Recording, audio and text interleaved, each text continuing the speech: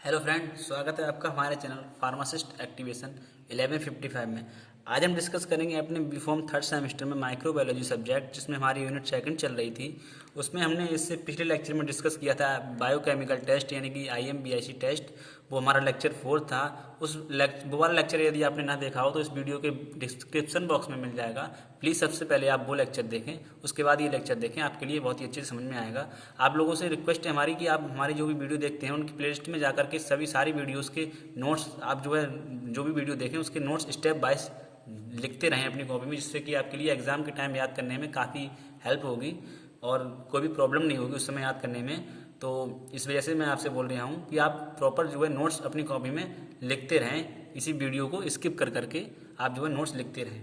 Next हम discuss करेंगे आज अपने स्टेरिलाइजेशन टॉपिक्स, जो कि मोस्ट इम्पोर्टेंट टॉपिक्स है। बेसिकली होता क्या है उससे सबसे पहले मैं बता दूं, मेरा नाम है सीलन सिंह। चलिए वीडियो को शुरू करते हैं।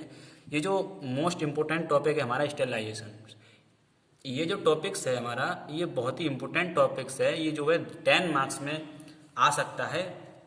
और यदि स्टेरिलाइजेशन प्रोसेस के क्लासिफिकेशन और ऑब्जेक्टिव्स ना आए तो इसके कई स्टेरिलाइजेशन को करने के कई मेथड्स होते हैं, उन वो मेथड्स आ सकते हैं। यानी कि इस टॉपिक से 10 मार्क्स या 7 मार्क्स का तो आना ही आना है, हर सेमेस्टर में वो तो आता है। तो चलिए वीडियो को शुरू करते हैं।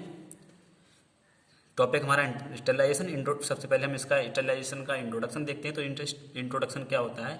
स्टेरिलाइजेशन इज ए प्रोसेस, यानी कि स्टेरिलाइजेशन एक हमारी ऐसी प्रोसेस है इन विच बी रिमूव, जो कि रिमूव करती है और किल करती है all type of micro organism को from the surface of living on non living things.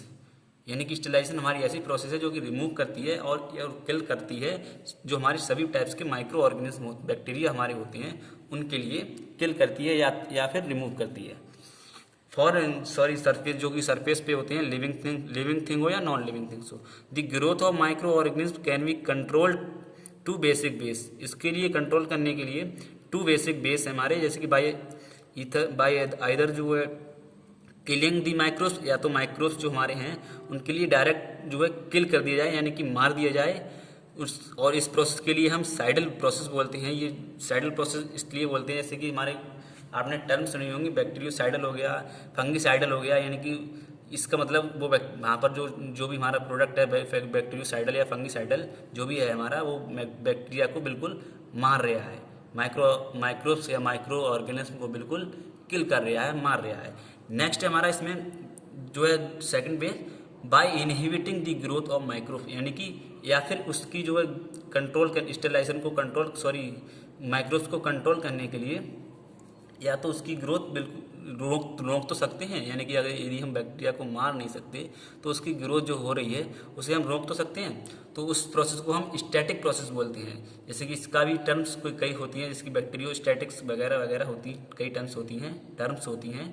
तो और नेक्स्ट इसमें पॉइंट्स है, माइक्रोब्स कैन बी एलिमिनेट। ये जो है एलिमिनेट करने के लिए काम आता है, किल और inhibit by various physical chemical method. इसके ये जो है एलिमिनेट कर सकते हैं वेरियस फिजिकल केमिकल्स मेथड्स में, और इसके कुछ मैकेनिकल मेथड्स भी होते हैं। तो और इसमें जो नेक्स्ट पॉइंट है हमारा, several term use to the physical process chemical agents. यानी कि स्टेरिलाइजेशन की जो कुछ टर्म्स हैं जिन्हें हम यूज़ करते हैं, फिजिकल केमिकल एजेंट्स जो हमारे, उन्हें हम उनको टर्म्स के अकॉर्डिंग कुछ उनके लिए हम यूज़ करते हैं। तो वो हमारी टर्म्स हैं, जैसे कि फर्स्ट हमारी स्टेरिलाइजेशन हो गई, डिसइंफेक्शंस हो गया, डिसइंफेक्टेंट्स हो गया, एंटीसेप्सिस हो गई, एंटीसेप्टिक्स हो गई, एंड सैनिटाइजेशन हो गया, एंड एक जो हमारी स्टेरिलाई हो गई। ये जो हमारी टर्म्स हैं, ये स्टेरिलाइजेशन की टर्म्स हैं, इन्हें हम यूज़ करते हैं बेसिक। नेक्स्ट हम देखते हैं ऑब्जेक्टिव ऑफ स्टेरिलाइजेशन और इनकी यूज़, मतलब कि स्टेरिलाइजेशन का क्या यूज़ होता है, क्या ऑब्जेक्टिव्स होता है, उन्हें हम देखते हैं। तो बेसिक द मेन रीज़न और aims for controlling microbes are, यानी कि इसका जो मेन रीज़न होता है वो बैक्टीरिया को या माइक्रोब्स को कंट्रोल करने का होता है। तो वो कैसे होता है, वो क्या होता है, कहाँ कहाँ यूज़ होता है, क्या इसके ऑब्जेक्टिव्स होते हैं, क्या क्या होते हैं, तो उन्हीं के बारे में हम थोड़ा सा देखते हैं, उसके बाद आगे देखेंगे। तो to prevent contamination of sterile product, यानी कि जो हमारे स्टेलाइट प्रोडक्ट्स जो हमारे होते हैं, जैसे कि जो इंजेक्शन्स में जो स्टेराइल जो हमारी नीडल होती है, उसके लिए हम एक बार यूज़ करने के बाद दोबारा यूज़ नहीं कर सकते, तो उसके लिए हम स्टेरलाइ करते हैं।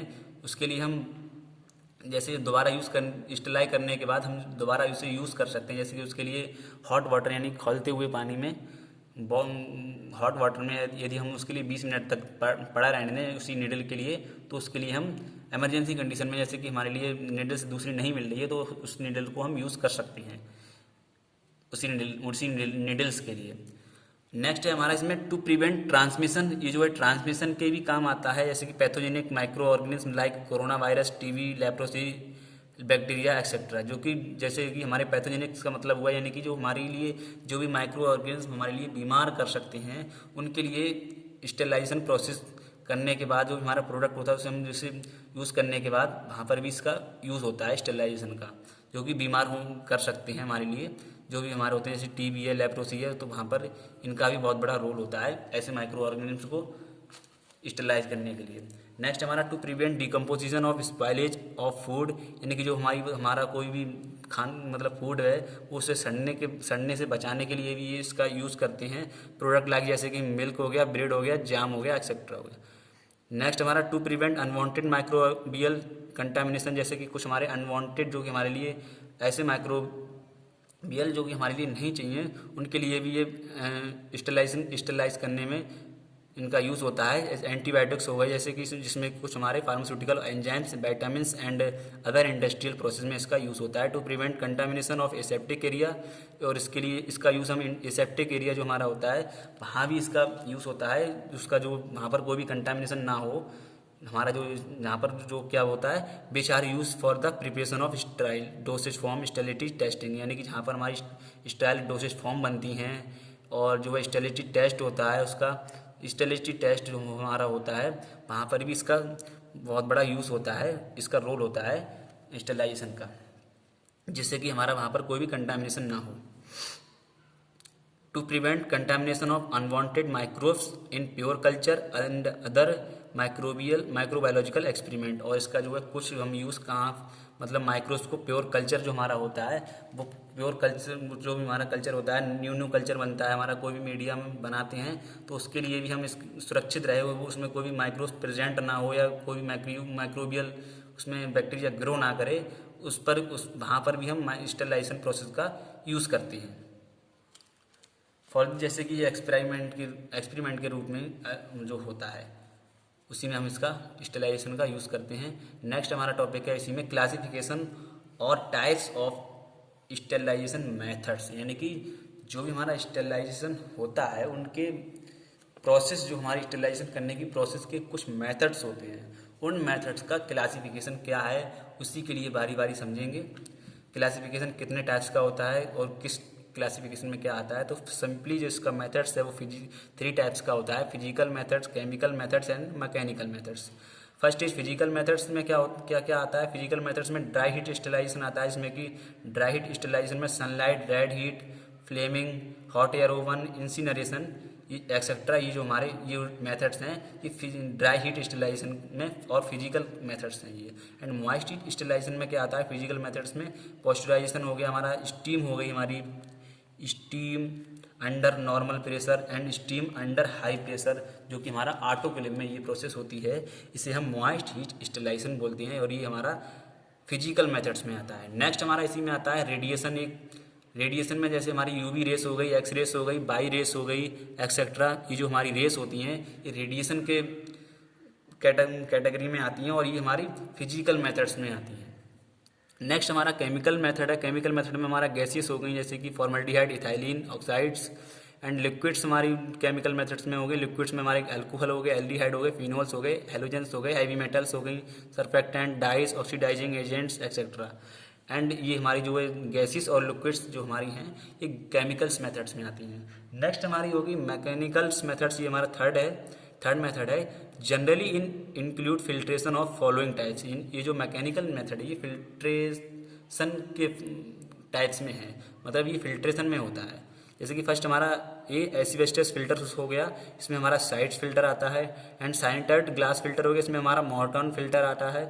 एंड हमारा फिल्टर कैंडल्स हो गया, जिसमें हमारा क्रीमिक और ब्रिकफील्ड फिल्टर आता है, एंड मेम्ब्रेन फिल्टर में हमारा मिलीपोर और अल्ट्रा फिल्टर आता है। ये हमारा मैकेनिकल्स मेथड्स हो गए, यानी कि मैकेनिकल्स मेथड में हमारे वही ऐसी टेक्निक्स आएंगी, ऐसे मेथड्स आएंगे जो कि हमारे फिल्ट्रेट्स की प्रोसेस से स्टेलाइजेशन होता है, जो भी हमारा स्टेलाइजेशन होगा वो फिल्ट्रेशन की प्रोसेस से होगा।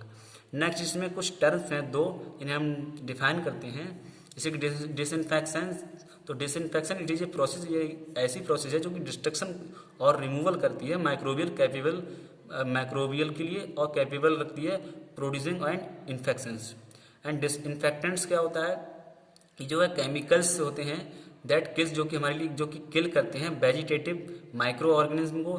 These chemical employ only on non living object like floor building equipments. इनका जो है कि ऐसे जो केमिकल्स होते हैं इनका यूज़ करते हैं हम, जैसे कि फ्लोर बिल्डिंग्स इक्विपमेंट्स को स्टेलाइज करने के लिए। और ये दोनों टर्म जो है हैं उसी की स्टेलाइजेशन की ही हैं, और ये स्टेलाइजेशन में ही इनका हम यूज़ करते हैं। बेसिकली यही हमारे मेथड्स थे, क्लासिफिकेशन था स्टेलाइजेशन मेथड्स का। और इससे अब आगे हम डिस्कस करेंगे, इन्हीं मेथड्स को बारी बारी डिस्कस करेंगे कि इस मेथड्स में क्या होता है, इस मेथड में स्टेलाइजेशन प्रोसेस कैसे होती है, उन्हीं के बारे में डिस्कस करेंगे। वो हम अगली वीडियो में देखेंगे। और तब तक के लिए गुड बाय। आप लोगों से हमारी रिक्वेस्ट है, प्लीज़ चैनल को सब्सक्राइब करें, अच्छे से लाइक करें, शेयर करें, और आप अच्छे से अपनी पढ़ाई करें और अपने नोट्स जो है प्रॉपर कॉपी में बनाते रहें। धन्यवाद। मिलते हैं जल्दी नेक्स्ट वीडियो में। Good bye.